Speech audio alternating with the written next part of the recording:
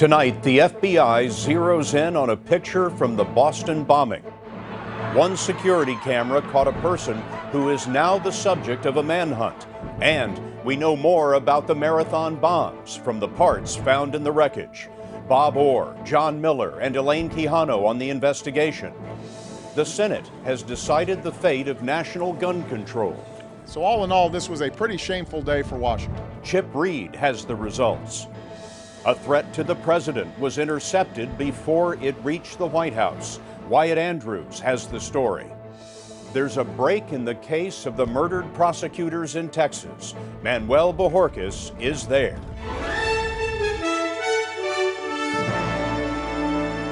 This is the CBS Evening News with Scott Pelley. Good evening. We have uncovered some new developments in the Boston Marathon bombing, and we will have those in just a moment. But first, there is a major breaking story out of Washington tonight. The gun control legislation written after the Newtown massacre has been scuttled in its entirety by the United States Senate. Moments ago, standing with parents from Newtown, Connecticut, the president railed against the Senate. So all in all, this was a pretty shameful day for Washington. But this effort is not over. I want to make it clear to the American people, we can still bring about meaningful changes that reduce gun violence, so long as the American people don't give up on it. Of course, opponents of gun control are elated by the decision, and we will start our coverage with Chip Reed at the Capitol. On this vote, the yeas are 54, the nays are 46. For supporters of gun control, including Vice President Joe Biden, it was a major defeat. They fell short of the 60 votes needed to adopt an amendment requiring background checks for people who buy guns at gun shows and over the internet. Under current law, background checks are required only for sales handled by licensed gun dealers. 60 votes were required because that is what it would take to overcome a Republican-led filibuster. All but 4 Republicans opposed the background check amendment. It was a resounding victory for the powerful National Rifle Association and its supporters, including Republican Chuck Grassley of Iowa. Expanded background checks would not have prevented Newtown. Criminals do not submit to background checks now. They will not submit to expanded background checks.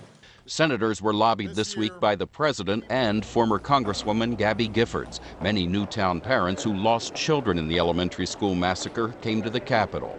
Last week, they met with Senator Joe Manchin of West Virginia. He's a gun rights supporter, but also the co-sponsor of the background check amendment. After meeting with the parents, he said this. I'm a parent. I'm a grandparent.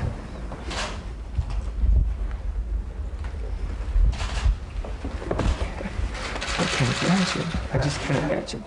Today, Manchin made a final appeal after it was clear he and the Newtown families were going to lose. If you want to remember those 20 babies, beautiful children, and the 6 brave teachers, and you want to honor the most courageous family members I've ever met in my life, please consider you should vote for this bill. The Senate also voted down amendments to ban many military-style assault weapons and magazines that hold more than 10 rounds. And Scott, that leaves the gun control bill in shambles. Democratic Senator Richard Blumenthal of Connecticut said today, this is the saddest day of his years in public life. Chip, thank you very much. And a short time ago, Mr. Obama brought some of the Newtown families and Gabby Giffords into the Rose Garden at the White House. Major Garrett was there. Major? Scott, somber and frustrated, President Obama said the gun control debate will not end because the Senate could not muster 60 votes for expanded background checks. He stood, as you said, with some of the Sandy Hook families. Mark Barden, who lost his son Daniel in that mass shooting, spoke first and said Washington has not heard the last of this issue. We'll return home now, disappointed, but not defeated. We return home with the determination that change will happen. Maybe not today, but it will happen. It will happen soon. We've always known this would be a long road, and we don't have the luxury of turning back. We will keep moving forward and build public support for common sense solutions in the areas of mental health, school safety, and gun safety. With his wife and 2 surviving children beside him, Barden spoke of his son Daniel and recited what is known in Newtown as the Sandy Hook Promise. Our hearts are broken. Our spirit is not. President Obama said the legislation's failure was due to fear-mongering and misinformation. But instead of supporting this compromise, the gun lobby and its allies willfully lied about the bill. They claimed that it would create some sort of big brother gun registry, even though the bill did the opposite. This legislation, in fact, outlawed any registry. Plain and simple, right there in the text. But that didn't matter. The president questioned what the gun lobby will gain from keeping things as they are now. I've heard some say that blocking this step would be a victory. And my question is, a victory for who? A victory for what? All that happened today was the preservation of the loophole that lets dangerous criminals buy guns without a background check. That didn't make our kids safer. The president placed phone calls to senators on this issue, Scott, yesterday and this morning, even amid briefings on the latest on the Boston Marathon bombings. The White House says the president will not let this issue die and will keep faith with those families who want him and this White House to keep pressing. Major, thank you. Late today, the National Rifle Association called this gun control legislation misguided and said the provision for tougher background checks would, quote, have criminalized certain private transfers of firearms between honest citizens, requiring lifelong friends, neighbors, and some family members to get federal government permission to exercise a fundamental right or face prosecution. Now, to the new developments in the Boston bombing. It turns out Lord & Taylor had exactly what the FBI was shopping for, an important new lead. During the attack, a store security camera captured the image of a man with a backpack. That video, along with cell phone records and bomb fragments, are pieces of a puzzle. And Bob Orr has been putting it together for us. Bob? Well, Scott, investigators will tell you they are making solid progress in the hunt for the Boston bomber or bombers. Surveillance pictures and cell phone records may help the FBI close in on at least one possible suspect. Sources say investigators are trying to identify a person described as a young white man who was standing in the crowd near the scene of the second bombing just before the device exploded. A surveillance camera at a nearby Lord & Taylor department store captured images of the man who was carrying a backpack and talking on a cell phone. Sources say he was wearing a black jacket, gray hoodie, and a white baseball cap, which was backwards on his head. Investigators say the man, who seemed to be alone, put the backpack on the ground. Then, when the first explosion occurred at the finish line, about 100 yards down Boylston Street, he took off. Just a few seconds later, the second bomb exploded near where the man had been standing. Investigators now are going through cell phone logs to determine who made calls from that location near the time of the explosions. Sources say the FBI is working with a list of names of cell phone owners and attempting to match one of those to the unknown man on the surveillance tape.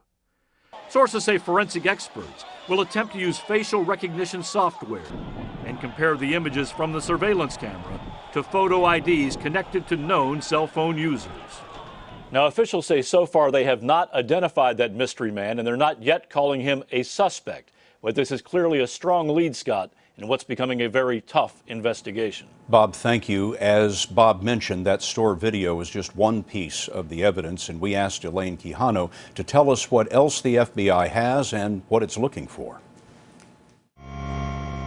Police are combing the 12-block crime scene around Boylston Street, searching for more pieces of the 2 pressure cooker bombs. These law enforcement photos show some of what they found. There's this piece of a circuit board and nails packed into the bomb that ripped through the crowd. All of the components are readily available. We were able to figure out the bomb's battery is common in power packs for remote control toys. They can be bought at almost any hobby shop. When pressure cooker bombs detonate, energy from the explosive is initially contained inside the cooker. Then, as pressure builds, the cooker and its contents break apart with greater force.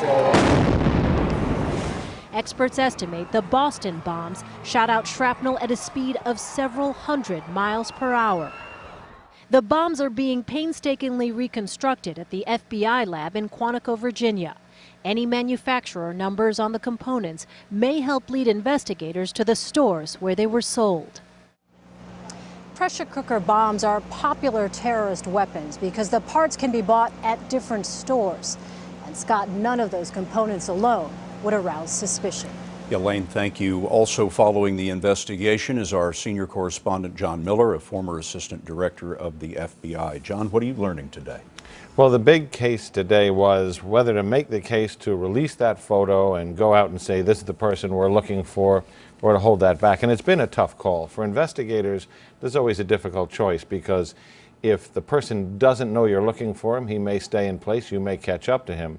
If he does know you're looking for him, he may run. On the other hand, if you don't get him, it's always great to enlist, 20 million or so more eyes in the public who may be able to give you a location right away. That's not going to happen tonight anymore. It was going to happen earlier. They've rethought that. It may happen with the release of that picture tomorrow. They're reassessing. We'll watch for it, John. Thanks very much.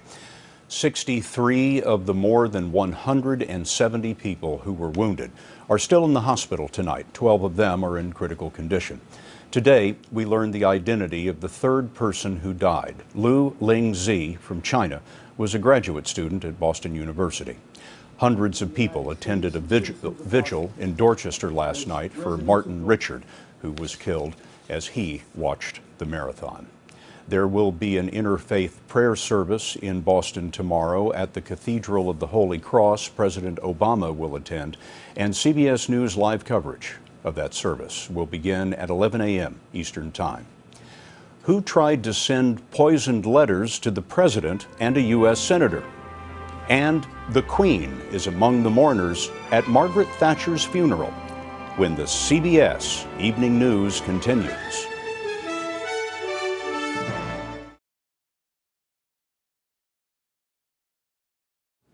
A letter mailed to President Obama has tested positive for a powerful poison called ricin. Tonight, the FBI is working to confirm that first test result. Ricin is easy to make, and a few grains can be lethal when inhaled. Wyatt Andrews reports that the envelope sent to the president and another sent to a U.S. senator were both intercepted. The letters set off alarms at two complexes in Maryland where the U.S. Post Office intercepts mail addressed to federal officials. Outside those facilities today, hazmat teams checked for ricin contamination. According to the FBI, the letters containing a white granular substance were sent to Mississippi Senator Roger Wicker and to President Obama. 2 rounds of preliminary tests suggest the letters contain ricin, a poison that originates in castor beans. However, definitive tests on the letters are still being conducted. White House spokesman Jay Carney said the president was never in danger. Materials that are suspicious or substances that are found to be suspicious at remote locations are then sent for secondary and more intense testing, and that process is underway now. The FBI, after reviewing the letters, says for now there is no indication of a connection to the attack in Boston. The letters were mailed from Memphis, Tennessee last week on April 8th and seem to have come from one individual who wrote this: "No one wanted to listen to me before. This must stop. To see a wrong and not expose it is to become a silent partner to its continuance. I am KC and I approve this message." The FBI has now arrested a man with those KC initials. Kenneth Curtis of Tupelo, Mississippi, has been taken into custody and charged with sending the ricin letters. The FBI believes that Curtis has sent other letters with similar content to other members of Congress in the past, and that pattern helped lead to this arrest. The presence of small amounts of ricin in these letters has now been confirmed. Wyatt Andrews, CBS News, Washington. Britain said goodbye today to the Iron Lady, Margaret Thatcher. Her funeral at St. Paul's Cathedral was attended by Queen Elizabeth and dignitaries from 170 countries, including 3 former U.S. Secretaries of State. Thatcher was Britain's first female prime minister. She died of a stroke last week at 87. There has been an arrest now in the murders of 2 Texas prosecutors. We'll have that next.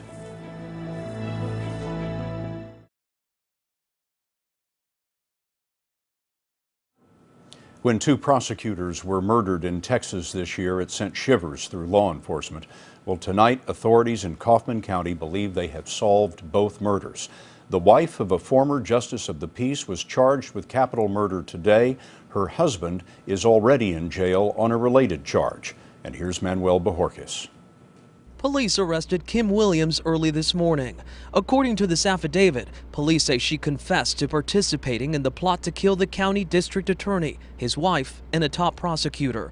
And she claims it was her husband, Eric, who pulled the trigger. She did not say why, but the affidavit points out Eric Williams had lost his job as Justice of the Peace after an investigation by District Attorney Michael McClelland and Prosecutor Mark Hasse. They used this surveillance video to determine Williams stole office computers. He denied it. There's 3 monitors missing. One's on your desk right now. Today's affidavit says Hasse and McClelland believed Williams was a threat to their personal safety, and both men regularly carried handguns after Williams lost his job. Hasse was gunned down just steps from the county courthouse in January. Bruce Wood is a county judge. After the first murder, the murder of Mr. Hasse, what did District Attorney McClelland tell you? Mr. McClelland indicated to me very early on, the day of Mark's murder, that he felt like the person that needed to be investigated was Eric Williams. And what did you think about that? My belief is that certainly he would be investigated. McClelland and his wife Cynthia were shot and killed in their home 2 months later. Here's what Eric Williams told our station in Dallas-Fort Worth 2 weeks ago. My heart goes out to all the families that have been affected by this tragedy. A search last weekend of Williams' home, his in-laws' home, and a storage facility found multiple guns and a car similar to one spotted near the McClelland shooting. The Williams are being held here at the Kaufman County Jail. Kim Williams could face the death penalty if she is convicted.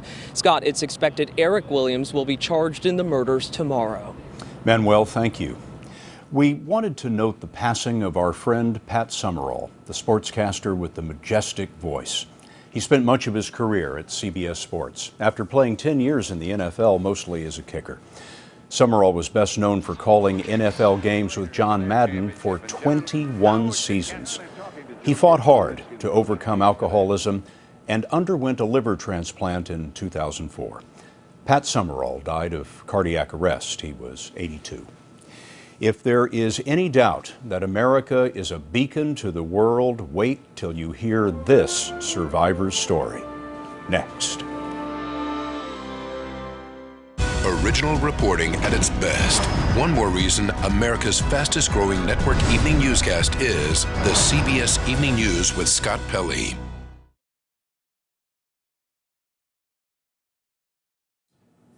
The Boston bombing, as with all terror attacks, was an attack on America's freedom. We end tonight with a reminder that people come here from all over the world, yearning to taste that freedom. One survivor of the genocide in Rwanda achieved her American dream today. Bob Simon first introduced us on 60 Minutes in 2006.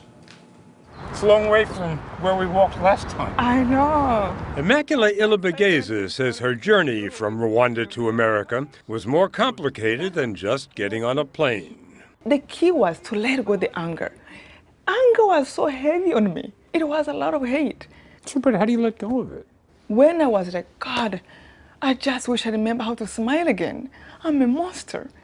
Immaculée had already begun smiling when we strolled with her 7 years ago along Rwanda's green and lovely hills. But the images of what once happened there are still with her and will never go away. I remember looking up to the hill and I saw somebody actually with a machete cutting somebody. It was more than a decade since the massacre, and she was finally ready to describe how she and 6 others survived with the help of a Hutu minister. So when he took us in the bathroom, I was like, oh my God, I will be saved here. This bathroom is so hidden that we're going to be saved. They spent 3 months there and would have stayed longer, but French troops had finally arrived and set up a camp a few miles away. Immaculée now lives in New York with her 2 children. She travels the world giving inspirational talks on forgiveness. There's no better protection than truly coming back to the core values. twice a year, she takes Americans to Rwanda, to the scenes of the massacre.